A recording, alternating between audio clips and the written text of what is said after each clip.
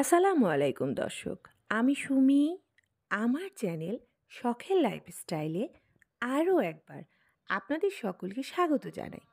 কাছে কিংবা দূরে, দেশ কিংবা দেশের বাইরে, যে যেখান থেকে আমার এই ভিডিওটি দেখছেন, আশা করছি আল্লাহর অশেষ রহমতে ভালো আছেন, সুস্থ আছেন। আলহামদুলিল্লাহ, আমরাও ভালো আছি। তো দর্শক, আজকে ভিডিওর প্রথমেই দেখতে পাচ্ছেন আমি সকালে নাস্তা বানাতে শুরু করেছি। যে আজকে সকালবেলা উঠে হাত রুটি বানানো শুরু করলাম। আর হাত রুটিটা আমি এইভাবে এই স্ল্যাবটা পরিষ্কার করে নিয়ে এখানে তৈরি করছি, কারণ আমার যে রুটি বাড়ার ফিরাটা সেটা ভেঙে গিয়েছে। আমাকে মার্কেটে যেয়ে আরেকটা কিনে আনতে হবে, তাই এখানে কাজটা সেরে নিচ্ছি। আর এখন রুটিগুলো সুন্দর করে বেলে নিয়ে চলে যাব পরবর্তী কাজে। আর ভিডিওর শুরুতেই আজকে আমি আমার প্রিয় আপু ও ভাইয়াদের কাছ থেকে আমার সেই একটি পুরনো কথা আবার বলে দিচ্ছি। আমার আপু ভাইয়ারা যারা আমার ভিডিওটি দেখবেন, প্লিজ একটি লাইক দিয়ে দিবেন আর আমার ভিডিওটি শুরু থেকে শেষ পর্যন্ত দেখে নেবেন। আর যদি আমার ভিডিওর কোনো অংশ বিন্দু পরিমাণে আপনাদের ভালো লেগে যায়, তাহলে আমার চ্যানেলটিকে সাবস্ক্রাইব করে আমার পাশেই থেকে যাবেন। আর আমার যে সব আপু ভাইয়ারা অলরেডি এই কাজটি করে নিয়েছেন, আপনাদের সবাইকে জানাই অসংখ্য ধন্যবাদ। তো এখন আমার সবগুলো রুটি বেলা শেষ। এখন আমি চড়িয়ে দিব আলু ভাজি। আজকে সকালে নাস্তায় থাকবে আলু ভাজি আর দুধ সেমাই, কারণ মিষ্টি জাতীয় আইটেমের মধ্যে সেমাইটাই করব আজকে আমি। তো এখন চড়িয়ে দিব ভাজি, আর এটা হচ্ছে ছোট ছোট আলুর ভাজি। আর এই ভাজিটা রুটি দিয়ে খেতে খুবই ভালো লাগে, তো সেটাই আজকে বানিয়ে নিচ্ছি। তো আপনারা দেখতে থাকুন আমি আর কি কি কাজ করি।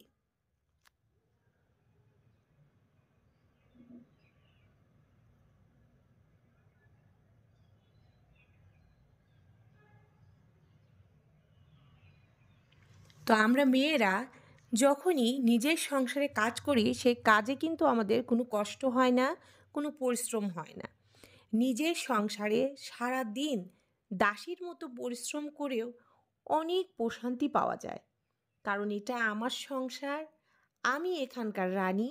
তাই রানী যদি দাসীর মতো কাজ করে তার সংসারে, তাতে কিন্তু কোনো ক্ষতি নেই, বরং আছে পরম পাওয়া, পরম প্রশান্তি। কারণ আমার সংসার, আমি তাকে ভালোবাসবো, আমি তাকে গড়ে তুলব। আর নিজের সংসার নিজের হাতে কাজ করার মতো আনন্দ আর কিছুতেই নেই। তা এখন কিন্তু ভাজিটা হয়ে গিয়েছে, আর আমি চুলোয় বসিয়ে দিয়েছিলাম দুধ, আর পাশের চুলায় আমি একটু ঘি দিয়ে এই যে সেমাইটা ভেজে নিচ্ছি। কারণ এই সেমাইগুলো একটু ঘি দিয়ে ভেজে রান্না করলে খুবই মজা হয় খেতে। যদিও আমার প্রত্যেকটা আপুরা জানেন, তবুও আমি একটু রান্না করছি বিধায় আপনাদের বলে দিচ্ছি। আর আমার আপু ভাইয়ারা, আজকে একটু ভিডিওতে বাইরের শব্দ আসতে পারে, যেহেতু ভয়েস দিতে আমি দেরি করে ফেলেছি, তাই প্লিজ এই শব্দগুলোকে আপনারা একটু ইগনোর করবেন আর আমার ভিডিওটি ফুল ওয়াচ দিয়ে দিবেন। তো এখন এই যে দুধ দিয়ে দিলাম, সেমাইটা কিন্তু রান্না হয়ে যাচ্ছে। আর বিশ্বাস করুন, এই সেমাই খেতে খুবই মজা লাগে, সেটা রুটি দিয়ে হোক, মুড়ি দিয়ে হোক, এমনি হোক। তো ডাইনিংয়ে আপনাদের ভাইয়াকে নাস্তা সার্ভ করে দিয়েছি। এই যে সেই সেমাই, আলু ভাজি আর আছে হাত রুটি। তো এটা দিয়েই ও প্রথমে নাস্তা করে চলে যাবে ওর কাজে। তারপর আমি শুরু করব আমার সংসারের কাজকর্ম।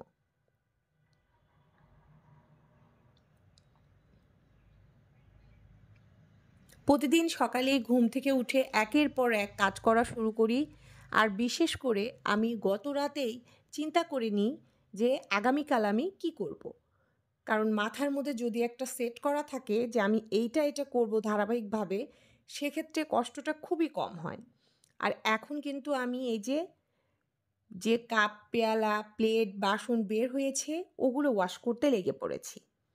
কারণ এগুলো ওয়াশ করে নিয়ে তারপর যাব পরবর্তী কাজে। একা একা কাজ করি, কোনো হেল্পিং হ্যান্ড নেই, তাই ঠিক মনের মতো করে ধীরে ধীরে সমস্ত কাজ আমি গুছিয়ে নিব। আর আমি বিশ্বাস করি, আমার মতো আমার প্রতিটি আপুরাই অনেক সুন্দর গুছিয়ে কাজ করে। আমার চেয়েও ভালো বেশি সুন্দর করে গুছিয়ে কাজ করতে পারে। তো আবার কিছু, কিছু ভাইয়ারাও আছে যারা অনেক সুন্দর কাজ করতে পারে গুছিয়ে। বাড়িঘর বলুন, রান্নাবান্না বলুন, তাদের কাছে হয়তোবা আমরা কিছুই না। তো এখন এই যে আমি মগগুলো পরিষ্কার করে ধুয়ে নিচ্ছি।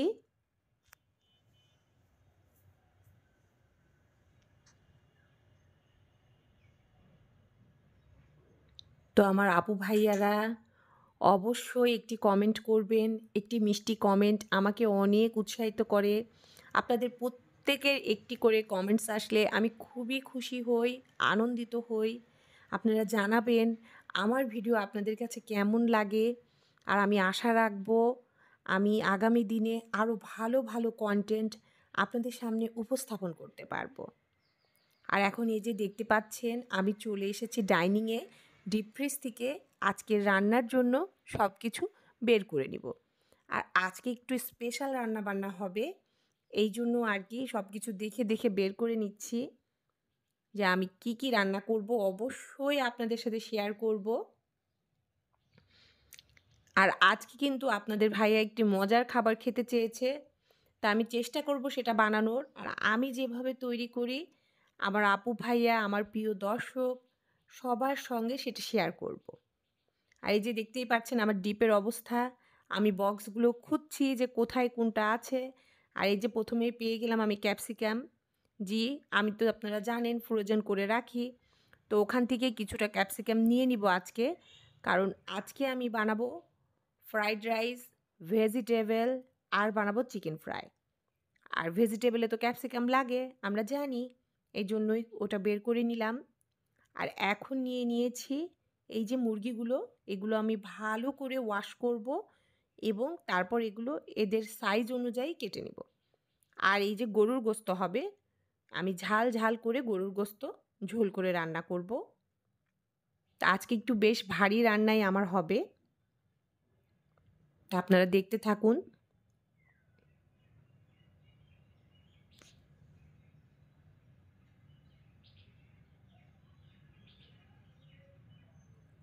তো আমার প্রিয় আপু ও ভাইয়ারা, ভিডিওটিতে অনেক সময় অনেক কথা বলি।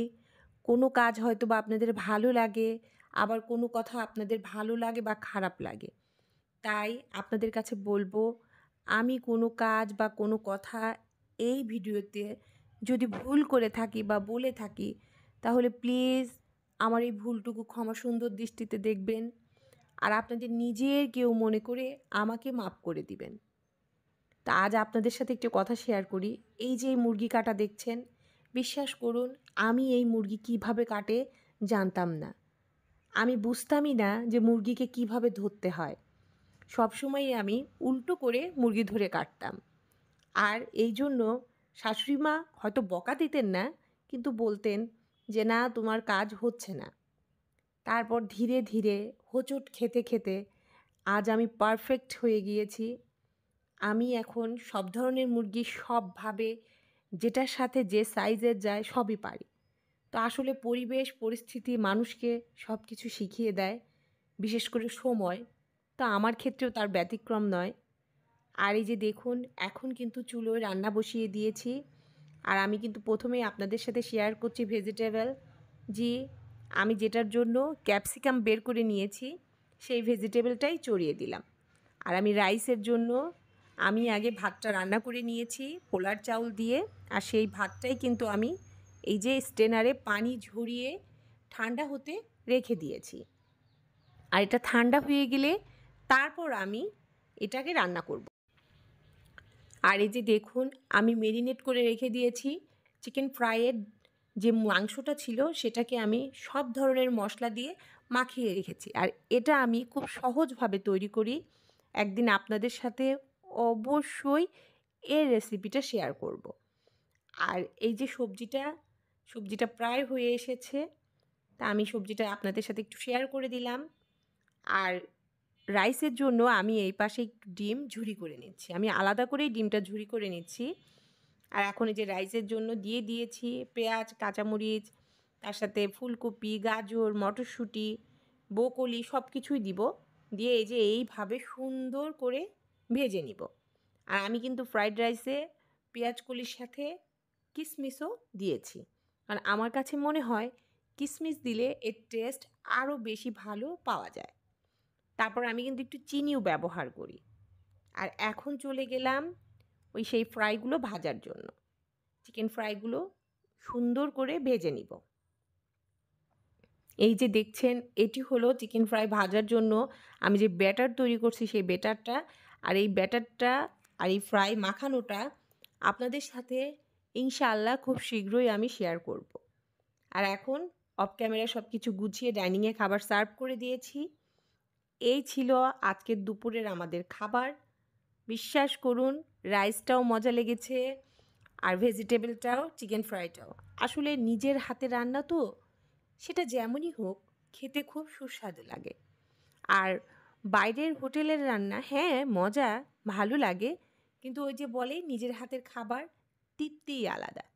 আলহামদুলিল্লাহ, খুব তৃপ্তি সহকারে আমরা এই দুপুরের খাবারটা খেয়ে নিয়েছি। আর খুবই ভালো হয়েছিল। আর আমার যে দোতলায় ভাবি আছে তাদের বাসায়ও দিয়েছিলাম, তারাও বলেছে এটা নাকি খেতে খুবই টেস্টি হয়েছে। এখন চলে এসেছি আপনাদের ভাইয়ার কথা মতো তার প্রিয় একটি খাবার তৈরি করার জন্য। সে অনেক দিন ধরে আমাকে বলছে একটু গুড়ের পিঠা বানিয়ে দিতে, সেটা হলো মালপোয়া বা পোয়া পিঠা। তা আমি বলেছিলাম দিব, সময় করে উঠতে পারছিলাম না। তা আজকে শুরু করলাম। আমি 1 কাপ ময়দা আর 1 কাপের কম একটু চাউলের গুঁড়ি, লবণ অল্প সামান্য, আর একটুখানি বেকিং সোডা দিয়ে বা বেকিং পাউডার দিয়ে দিলাম।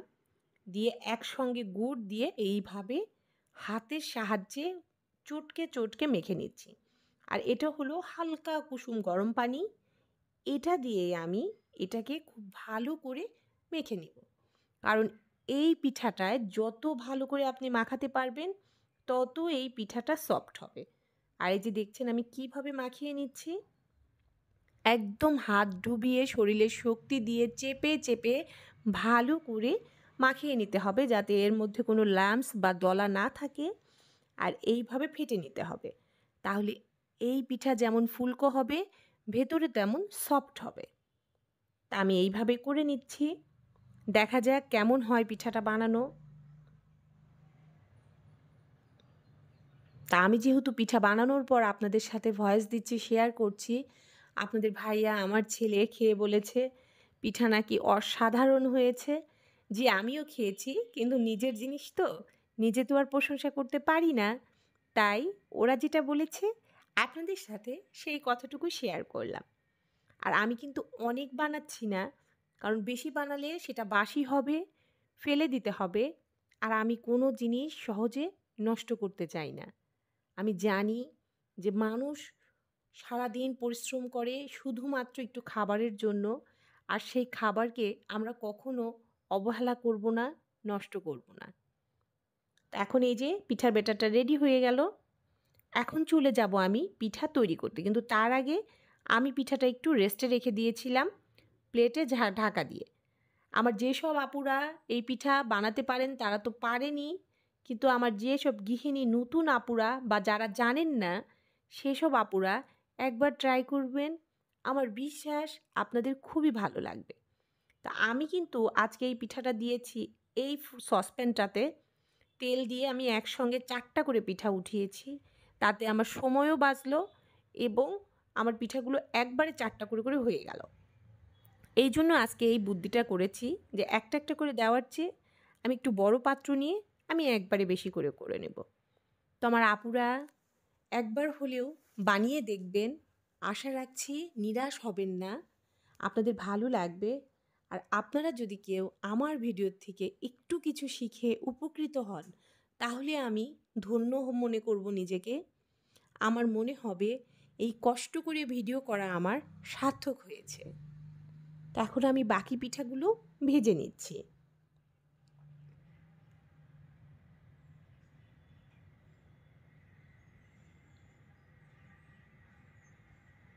এই যে দেখতেই পাচ্ছেন চামচের সাহায্যে দিচ্ছি। এরপর আমি দেখে দিব আরেকটি উপায়।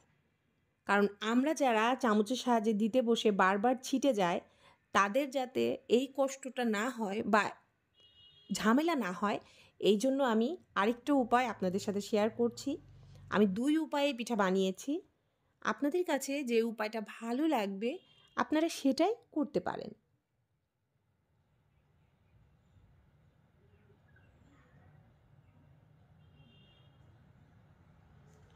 দেখছেন আমার পিঠাগুলো কেমন লাল, লাল করে আমি সুন্দর করে ভেজে নিচ্ছি। আর এইবার দেখুন সেই উপায়।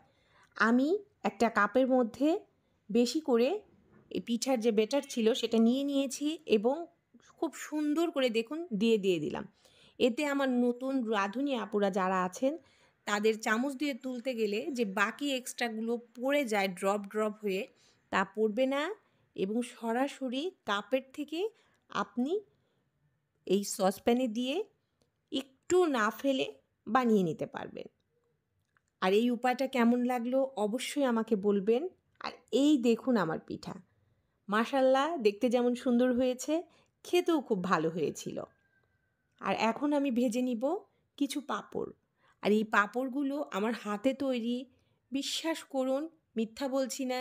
আপনাদের ভাইয়া, আমার ছেলে মানে এত মজা করে পাঁপড়গুলো খেয়েছে, পাঁপড়গুলো একদম পাতলা এবং মুচমুচে সফট হয়েছে। খুবই ভালো লেগেছে খেতে। যেহেতু বিকালের নাস্তা তৈরি করছি আমি, পিঠা, পাঁপড় আর তার সঙ্গে থাকবে চা। এই দিয়েই আজকে আমাদের বিকাল বা সন্ধ্যায় যাই বলি তার নাস্তা হয়ে যাবে। তো দুটো জিনিসই আজকে আমার হাতে তৈরি, বাইরের কোনো খাবার কিনিনি। আজ সারাদিন যা কিছু করেছি সব কিছু নিজের হাতে, নিজের তৈরি।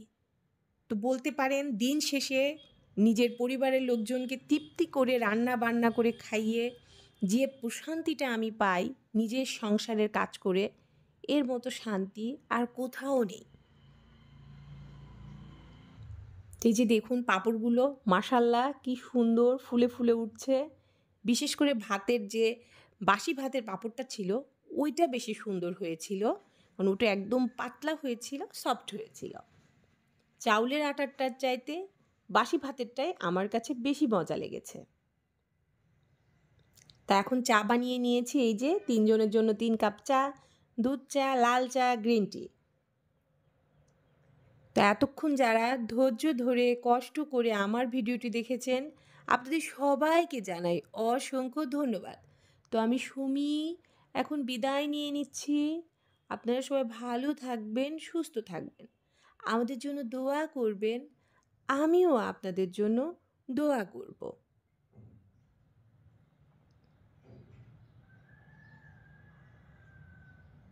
আল্লাহ হাফেজ। আসসালামু আলাইকুম।